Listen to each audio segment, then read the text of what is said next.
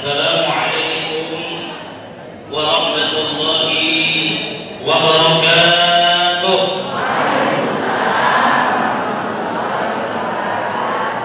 Bismillah, alhamdulillah, wassalatu wassalamu ala sayyidina Muhammad bin Abdillah wa ala alihi wa sahbihi wa mawala, amma ba'd. Segala puji bagi Allah Azza wa Jalla, salawat dan salam atas Rasulnya Nabi Muhammad sallallahu alaihi wasallam. Semoga kelak kita akan mendapatkan syafaatnya di yaumil akhir kelak. Amin ya rabbal alamin. Jalan-jalan ke Purnas Mandala, sholatnya di Masjid Asy-Syahadah. Apa kabar ibu semua? Semoga sehat walafiat. Amin ya rabbal alamin. Yang sama kita hormati Ustaz kita, Ustaz Haji Samsudin Nur Sirait MPD. Yang sama kita hormati dua dai kondang kita, dai MCTV dan dai Ekvarina TV. Ada beda dengan dai radio Ustaz? Ada tuh. Kalau dai TV itu kemana-mana harus tampilnya rapi, bahkan masuk ke masjid pun auratnya udah macam itu, mana-mana pakai Ustaz. Kalau Ustaz radio tak pernah dulu. Kenapa? Karena tak nampak orang wajahnya. Yang ada kawan ini cuma mic aja. Nah, maka saya tampilannya beda. Bikin macam radio itu juga lah. Tak pakai kaos kaki. Kalau orang ini kan tutup aurat dia. Baik. Nah, alhamdulillah hari ini kita dipertemukan oleh Allah Subhanahu wa taala. Mungkin ada di antara ibu yang pernah mendengarkan radio Al-Fatih 107,3 FM. Kalau pagi hari Selasa dan hari Jumat Al-Fatih menyapa, itu saya yang pandu. Jadi kalau nanti ibu nelpon ke radio pas hari Selasa, Assalamualaikum Ustaz, Waalaikumsalam, saya jamaah. Oh iya, ingatkan bu. Oh iya bu, nanti saya bagus-bagus gitu. Tapi kalau Senin sore sama Rabu sore nggak bisa ibu kayak gitu. Ditutup hostnya nanti, ngapain pula ibu suruh-suruh itu? Tanya aja, belum tanya. Nah, jadi hari ini saya hadir di hadapan ibu. Kalau tadi ibu sudah dibuat dikocok perut ibu oleh Ustaz AA, tambah tadi Ustaz Arif. Kali ini kita ngajinya serius. Pak yang antuk makin terpejam mata. Katanya tidur yang paling nikmat itu adalah di mana? Di majelis. Makanya hati-hati kalau duduk di samping orang yang tukang ngantuk. Rasul bilang, almar'u ala dini khalili falyanzur may yukhalil. Seseorang itu seperti agama temannya, akhlaknya.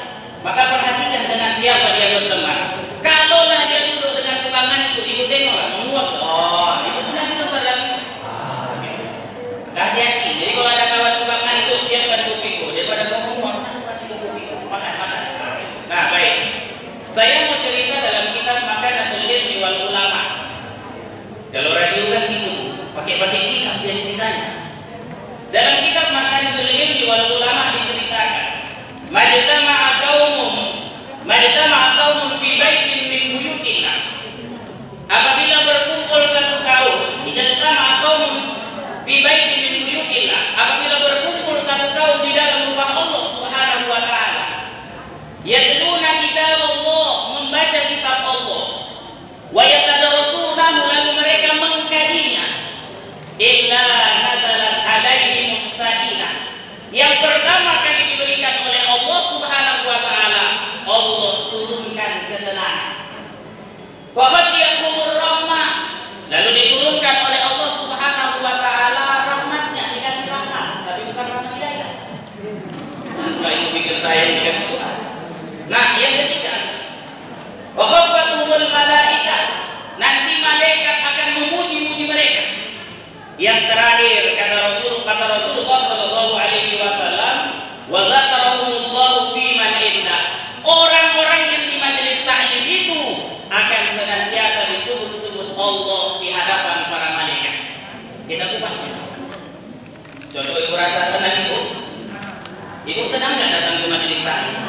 Tenanglah Ustaz. Kenapa? Karena di sini ada turunnya rahmat Allah Subhanahu wa taala. Tapi kok Rasulullah sallallahu alaihi wasallam menjelaskan yang pertama, anzalatum alaihimus sakinah. Allah turunkan ketenangan. Kok tenang yang duluan dikasih oleh Allah bukan rahmatnya ya Ustaz? Jawabannya sederhana, karena orang yang hadir di majelis ilmu ini seakan mendapatkan ampunan dari Allah Subhanahu wa Ta'ala. Yakin ya Ustaz? Yakin. Siapa yang bilang? Rasul. Yang datang ke majelis ta'lim itu senantiasa akan dapat rahmat dari Allah Subhanahu wa Ta'ala. Rahmat itu kan baru dapat kapan? Saat kita dapat ampunan dari Allah Subhanahu wa Ta'ala. Ibu masuk surga karena amal atau karena rahmat Allah? Rahmat Allah. Amal itu adalah jembatan untuk mendapatkan rahmat Allah Subhanahu wa Ta'ala. Hari ini kita dapat itu, Bu. Ibu tengok dari Ustaz Siswanto. Ibu Ustaz Siswanto jangan tengok telalannya aja.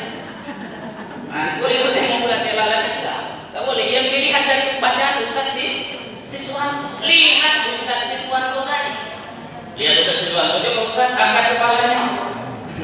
Ini Ustaz Siswanto. Jangan ditengok telalannya. Jangan pula ibu tengok Ustaz. Bagusnya lah bacaannya tadi ya. Bahagianya ada istriku, beda pula macam suamiku di rumah. Oh, berdosa. Loh kok berdosa Ustaz? Karena ibu sudah punya suami. Tak boleh orang yang punya suami mencintai suami orang lain atau mencintai laki-laki lain kecuali dia sudah ditalak oleh suaminya. Kalau belum, jangan. Hati-hati Bu. Maka kalau lihat Ustaz Siswanto jangan lihat jangan ingat lagu asli. Jadikan aku yang kedua, buatlah diriku bahagia, walau kau takkan pernah kumiliki selamanya. Ini kalau dinyanyikan lagu ini haram. Tak boleh. Haram. Jadi Ustaz, jadi kalau lihat Ustaz Siswanto itu apanya lah yang dilihat Ustaz?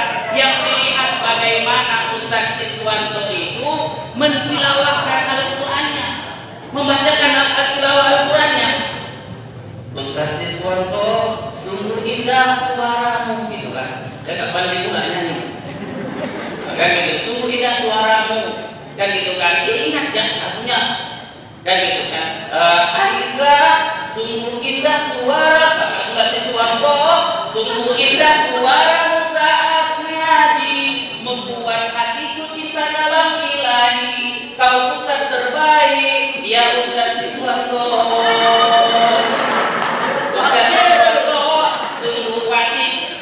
Bacaan Qur'anmu, kau adalah karunia Allah Subhanahu wa Ta'ala. Yang dilihat karunianya loh. Jangan yang dilihat Ustaz Sis. Kalau ibu lihat pula Ustaz Siswanto-nya aja pula lihat. Udah begini dia Ustaz ya. Cukup 2 bait aja saya nyanyikan Ustaz ya. Kalau 3 nanti marah Ustaz Mahmudin. Baik Bu, hari ini kita dapat tampilan yang istimewa. Apa tampilannya Ustaz? Ada tim nasib. Lalu ada orang bertanya, kira-kira band tampar yang dibawa Ustaz Rahmat ada? Band tampar itu band tampar. Kata band tampar ya? Tampar gitu. Ini apa hukumnya Ustaz? Boleh atau tidak? Ini saya ngaji, kita ngaji. Hukumnya ada yang bilang haram. Kapan itu? Kalau semuanya, jangankan band tamparnya, yang nyanyinya pun hak. Tapi ada pendapat yang kedua. Yang pertama tadi Ibnu Mas'ud. Yang kedua Abdullah bin Zubair. Dia bilang selama itu tidak mengandung fitnah, selama itu tidak mengandung maksiat, selama itu tidak meninggalkan kewajiban kita, maka hukumnya adalah boleh. Coba ibu tengok dari orang di Salawat. Ada ibu yang merasa goyang-goyang pantat? Ada Ustaz. Tapi gerak-gerak tangan mau berdoa ada Ustaz. Itu bagus. Karena ketika sholawat yang bagus itu adalah diangkatkan dan gitu. Jadi nggak usah takut lah. Kalau ada yang seperti ini, kalau Ustaz pilih yang mana? Saya kalau yang kayak gini saya pilih yang baik. Apa itu yang mulia aja. Jangan semua sikit-sikit hak. Kalau nanti hidup bumi, di muka bumi. Tengoklah dalilnya, penjelasannya. Nah inilah dia anzalat alaihi musakinah. Allah akan turunkan kebahagiaan buat kita, ketenangan buat kita. Ghasiyat umur rahmah, lalu Allah akan turunkan kasih sayangnya. Maka saya yakin, ini mohon maaf, ini dugaan saya saja. Ibu di sini semuanya akan sehat-sehat. Kalau ikut peraturan pemerintah, nanti mau jarak-jarak awal. Kalau berjarak ada ibu ini mungkin sampai lapangan sana. Kan itu. Tapi percayalah, balik ibu insya Allah akan sehat walafiat. Kenapa Ustaz?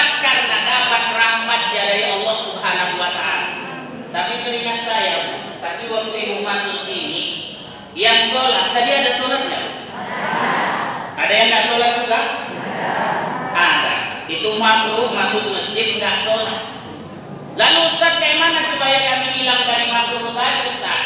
Dalam kitab Bidayatul Hidayah atau dalam yang kemudian nanti akan disyarah dalam kitab apa, kitab tasawuf itu Ustaz?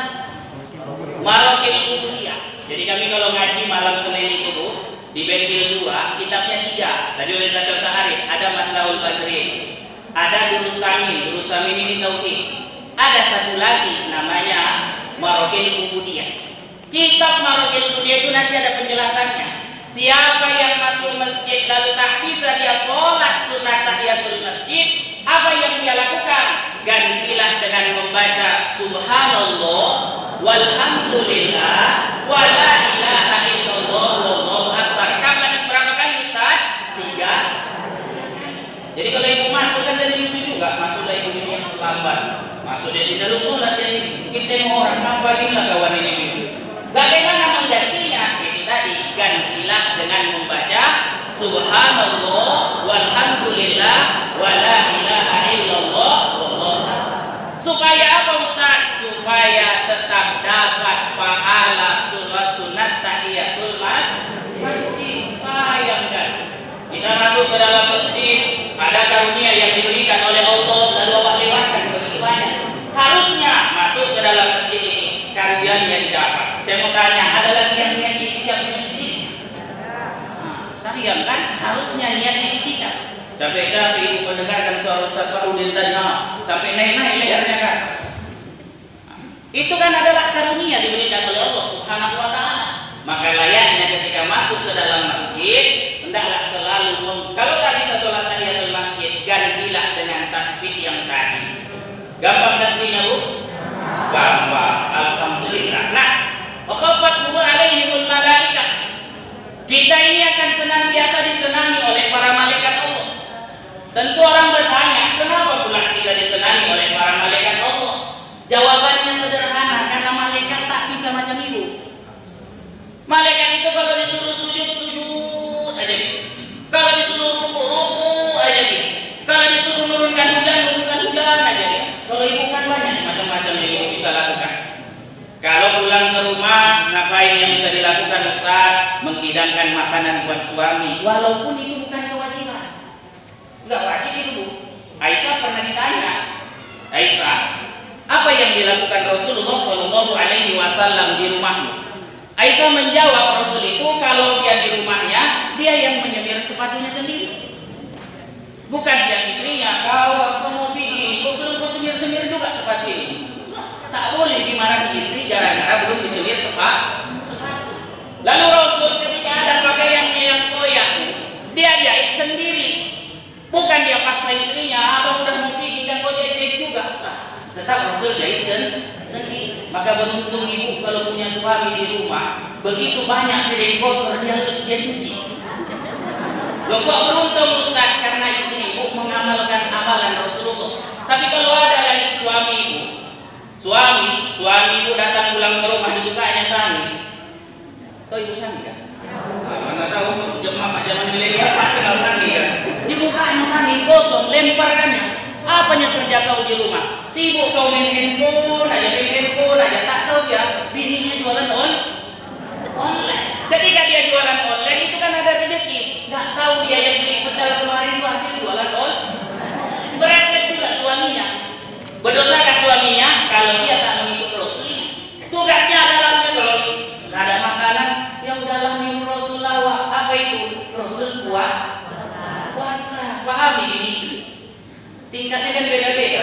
Kalau dia sehat walafiat aman. Kalau sedang datang M-nya, kalau bahasa Ustaz tadi apa Ustaz? Yang agak kuning-kuning tadi, itu lah dia kan berak dia maksudnya. Datanglah itu moodnya paling luar biasa malas betul. Wih, bercanda lagi ya Allah Ustaz, malas kali pinggul ini sakitnya luar biasa Ustaz. Tahu ibu obatnya apa?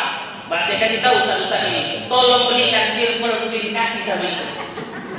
Coklat itu dapat mampu meredakan nyeri-nyeri. Cuma kadang-kadang enggak. Begitu bini mengamuk, enggak gitu tanyanya, kenapa kau marah-marah deh? Enggak. Kau pula mau mengamuk. Hebat kan rupanya kau, katanya butuh duit.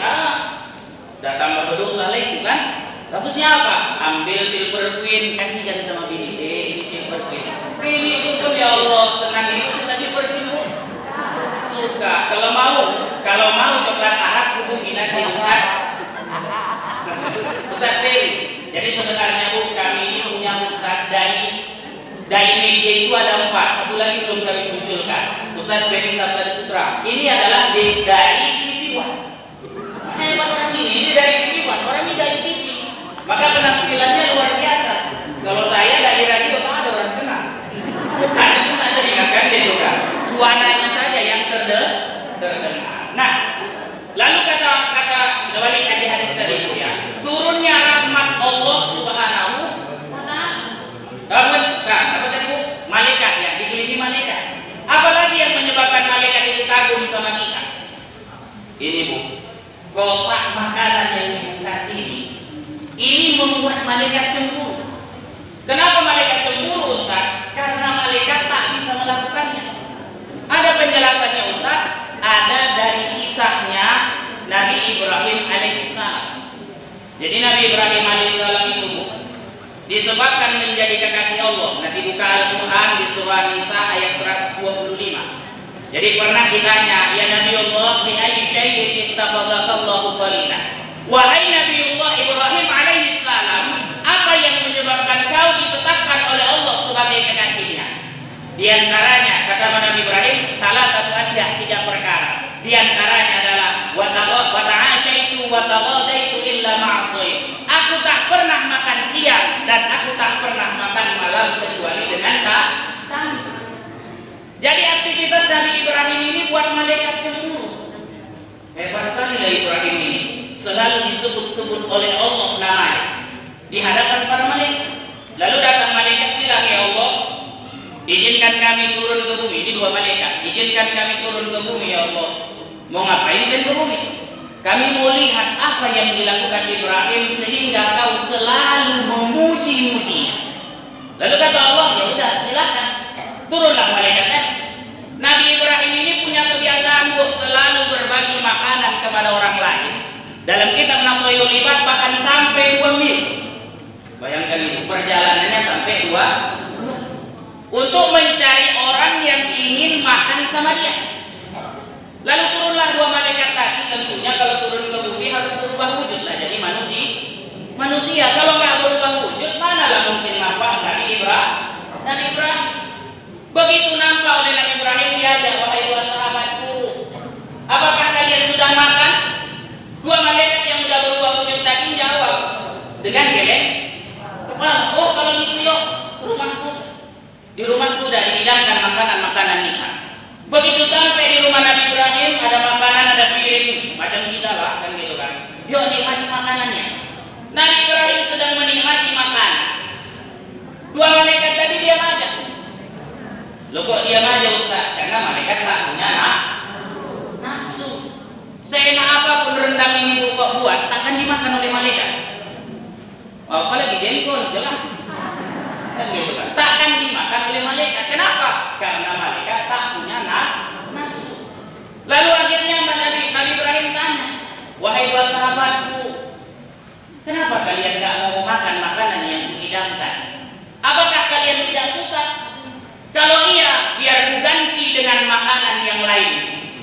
Lalu salah satu malaikat tadi jawab, wahai Nabiullah Ibrahim, bukan kami tak ingin memakan makanan yang kau hidangkan, tapi kami ini adalah para malaikat Allah Subhanahu wa ta'ala. Maka pantas tadi ditanya, yuk makan. Udah makan? Malaikatnya jawabnya cuma geleng. Lalu kata Nabiullah Ibrahim alaihissalam, untuk apa kalian datang menemuiku kemari? Wahai Ibrahim, namamu selalu disebut-sebut oleh Allah Subhanahu wa ta'ala di hadapan para malaikat. Kalau ini yang kau lakukan, berbagi makanan kepada orang lain yang kau lakukan, pantas kau dipuji-puji oleh Allah Subhanahu wa ta'ala. Sebab ini adalah pekerjaan yang tak bisa dilakukan oleh para malaikat Allah. Maka mulai besok pertemuan Royan tambah 1 lagi, pulang kasih nasi. Kan gitu. Kalau betul alhamdulillah, aku Ustaz tujuannya ikut Nabi Ibrahim. Ibrahim isinya apa? Pahala berbagi makanan kepada orang lain. Ini kan susah mengumpulkan lebih dari 50 orang ini. Ibu kalau mau bersedekah nggak perlu nunggu hari Jumat dan gitu kan. Tunggu aja acara Ar-Roh. Kumpul 4.000 sampai ketemu akan datang banyak nasi yang bisa dibagi. Niatnya apa Ustaz? Niatnya mengikut Nabiullah Ibrahim alaihissalam. Kalau kita sudah mengikut Nabi Ibrahim, tentu kita akan menjadi kekasih Allah. Kalau sudah menjadi kekasih Allah, tenang hidup ini Bu. Bapak di rumah pun tak akan tukang marah ya lagi. Jadi Ustaz, kalau suami awak di rumah tukang marah, jangan-jangan awak belum jadi kekasih Allah. Tahan itu. Agak berdesil ya. Baik. Nah,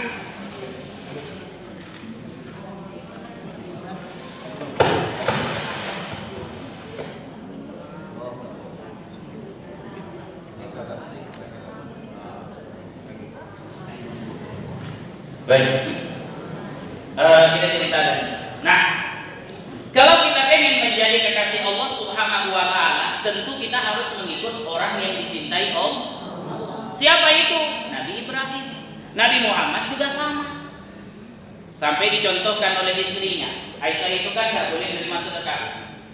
Aisyah itu cuma boleh menerima hadiah. Begitu dia dapat hadiah, dipanggil budaknya. Bang Syai Fulana sini, tolong dulu kau bagi kebutuhan hidup kita untuk hari ini. Tidak sampai 3 hari, beda sama kita Bu. Sebulan pun udah kumpul duit. Jangan diusik-usik. Ini pos duitnya jangan kau ambil-ambil ya, awas kau nanti. Kalau Pak Rasulullah, istrinya dan para sahabat itu dikumpulnya uangnya hanya untuk 3 hari. Lebih 3 hari tidak dipikirkannya. Kenapa? Karena dia percaya rezeki dijamin oleh Allah. Awak percaya juga nih Ustaz, rezeki dijamin oleh Allah. Tapi kalau giliran kota infak lewat 2.000 juga sama aja kan gitu. Kalau rezeki dijamin oleh Allah, bagi apa yang bisa kita bagi. Nah, baik. Jadi ketika Aisyah itu sudah dibagilah, ini untuk kebutuhan kita. Tiba-tiba 3 hari kemudian habis bekalnya. Habis bekalnya dia tanya, wahai hambaku, masih ada kan lagi makanan kita? Enggak ada, kata budaknya. Tapi udah kau suruh tadi bagikan kepada orang lain. Oh ya sudah, enggak apa-apa. Alhamdulillah hari ini kita puasa. Baru dibilangnya puasa, tak sampai buka udah ada orang lagi mengantarkan. Kenapa? Karena dia sudah dapat ampunan Allah, sudah dapat rahmat dari Allah. Kalau sudah dapat rahmat dari Allah, rezeki itu diantar oleh Allah Subhanahu wa Ta'ala. Ustaz, percayanya kita dapat ampunan Allah dengan berbagi kepada orang lain? Jawabannya iya. Kenapa? Karena kita ikut Rasulullah. Ibu kan datang ke majelis taklim ini karena apa Bu? Karena Allah ngikut Rasulullah. Nah karena itu, ini sampai jam berapa ini? Nanti asik pula macam Ustaz TV kan payah. Baik, nah karena itu Bu, kalaulah kita ingin mencari rahmat Allah Subhanahu wa Ta'ala, caranya adalah dengan berbagi kepada orang lain. Carilah ampunan Allah itu di mana saja.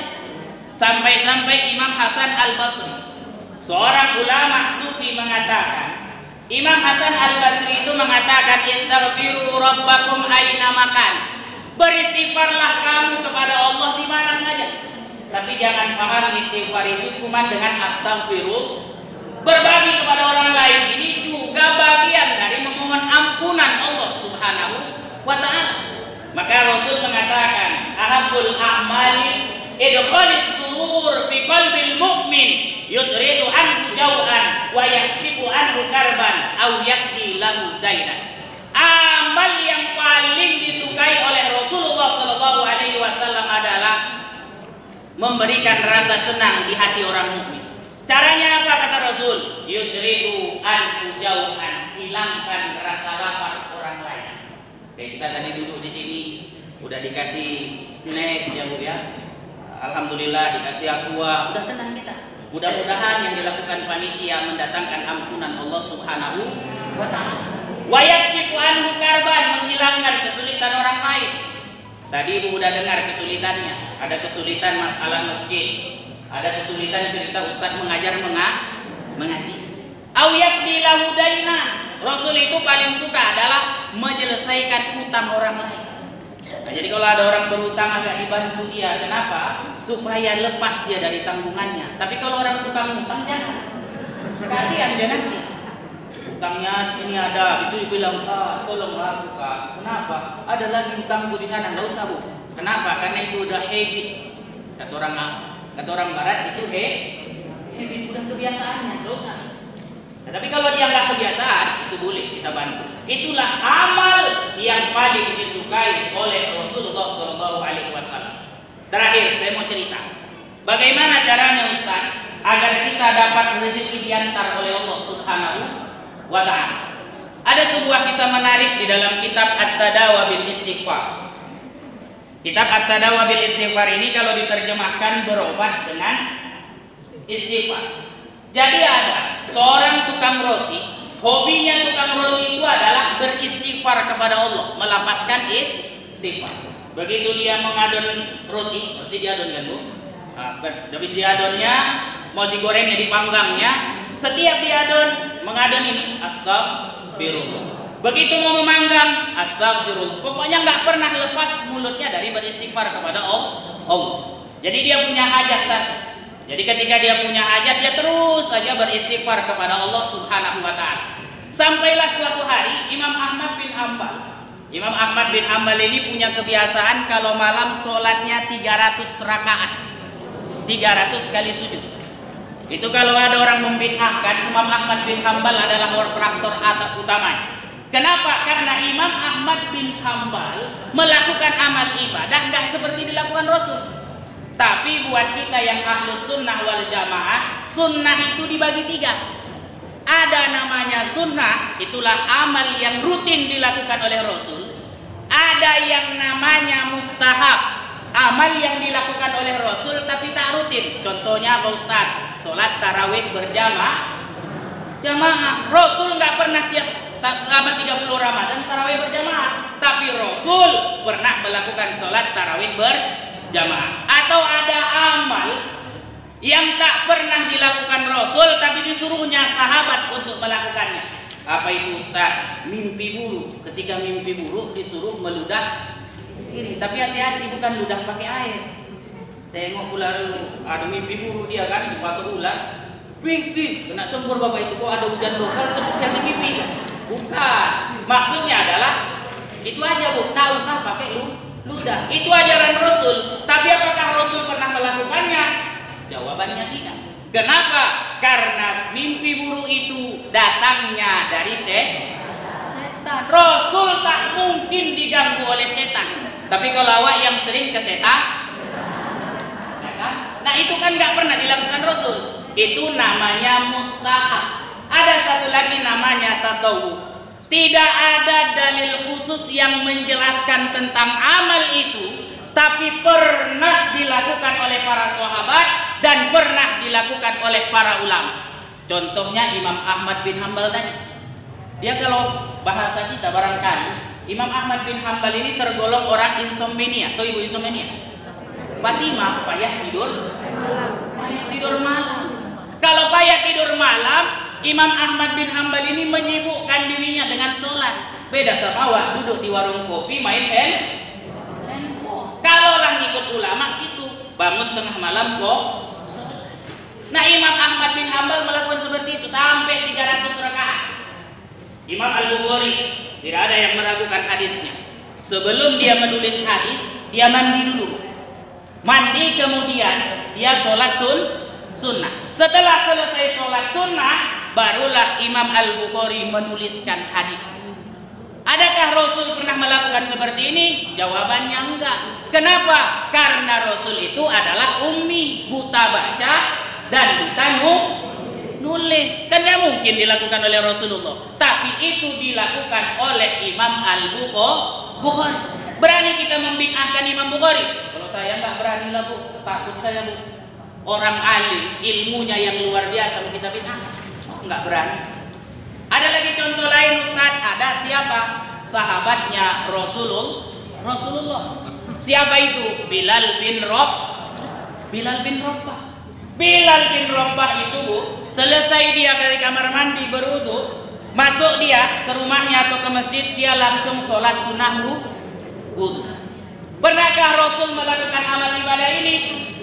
Tidak pernah. Rasul nggak pernah melakukan amal ibadah ini. Tapi Rasul kaget ketika Rasul mi'raj ke langit. Dia lihat di surga ada terompah berbunyi di dalam surga. Rasul tanya, Jibril, kan yang ngawani malaikat Jibril, mendampingi Rasulullah saat mi'raj adalah malaikat Jibril. Jibril itu terompah siapa ya Jibril? Itu terompahnya Bilal. Turun balik ke bumi, balik lagi ke sini. Paginya ditanya oleh Rasul sama Bilal, Bilal, ya Rasulullah, amal apa yang kau lakukan sampai terompahmu berada di dalam surga? Lalu Bilal mengatakan, ya Rasul, tidak ada yang kulakukan ya Rasul selain ketika wudhu, kubatal aku berwudhu kembali, yang kemudian aku melakukan sholat sunnah wudhu. Rasul tidak menyalahkan, Rasul nggak bilang, Bilal, bid'ah itu bid'ah, nggak pernah melakukan, enggak. Rasul diam saja, artinya itu adalah amal yang dibenarkan.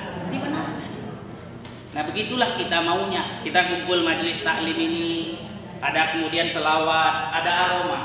Ibu tahu alasannya kenapa? Ada namanya matras dan ada namanya aroma.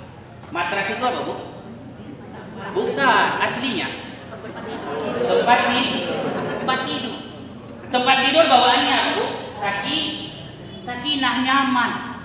Maka nama majelis taklimnya Riyadus Sholihin, taman orang-orang soleh. Supaya apa? Supaya orang yang berada di dalamnya dalam kondisi nyaman.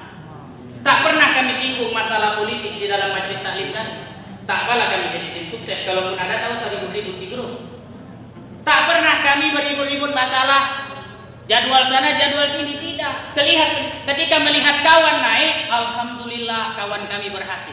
Ketika ada kawan yang salah, sifat kami seperti orang soleh. Wa tawasau bil haqqi wa tawasau bis sabr.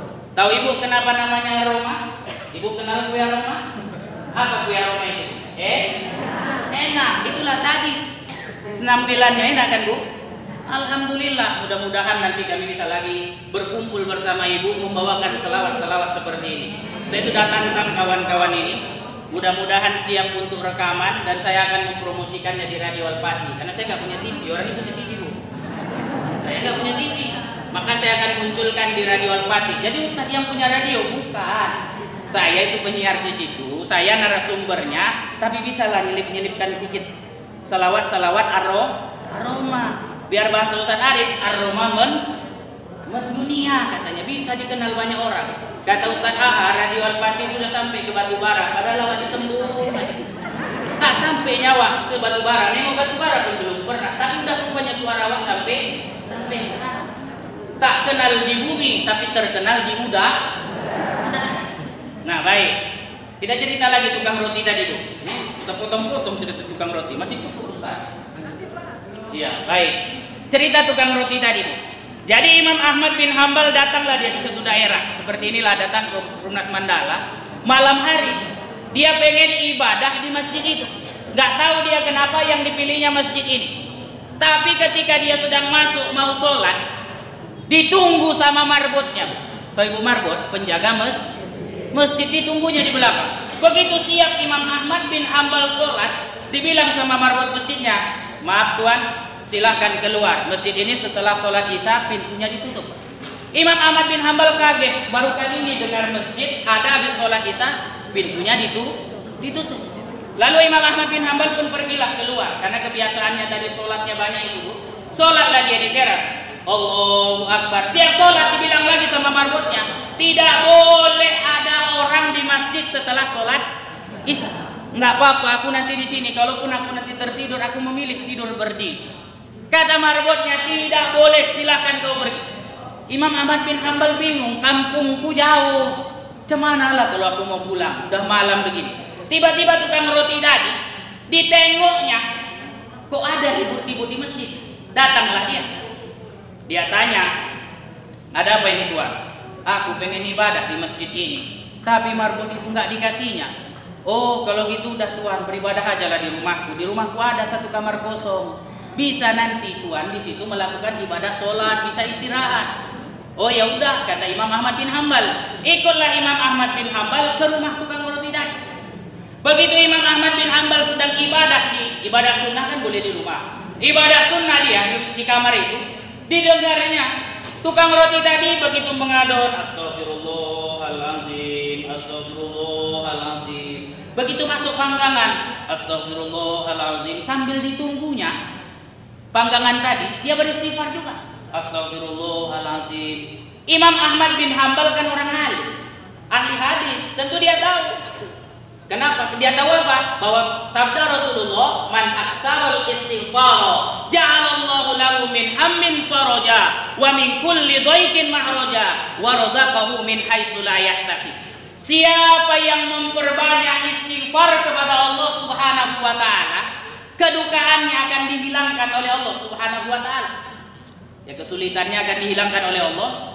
Ketika dia punya persoalan, Allah akan berikan jalan keluar. Dan yang ketiga, Allah akan berikan rizki yang tak disangka-sangka. Imam Ahmad bin Hambal tahu tentang hadis ini. Sampai akhirnya Imam Ahmad bin Hambal pun tidur. Begitu dia bangun, diajak makan. Yo Tuhan, sarapan kita, habis sholat subuh, sarapan kita ini udah dihidangkan makan. Begitu saat memulai makan, Imam Ahmad bin Hambal tanya sama tukang roti tadi, wahai Tuhan, dari tadi malam ku dengar kau sibuk beristighfar kepada Allah Subhanahu wa taala. Apa hajatmu yang belum dikabulkan oleh Allah Subhanahu wa ta'ala? Lalu tukang roti tersebut menjawab, wahai Tuhan, tidak ada hajatku yang tidak dikabulkan oleh Allah kecuali satu.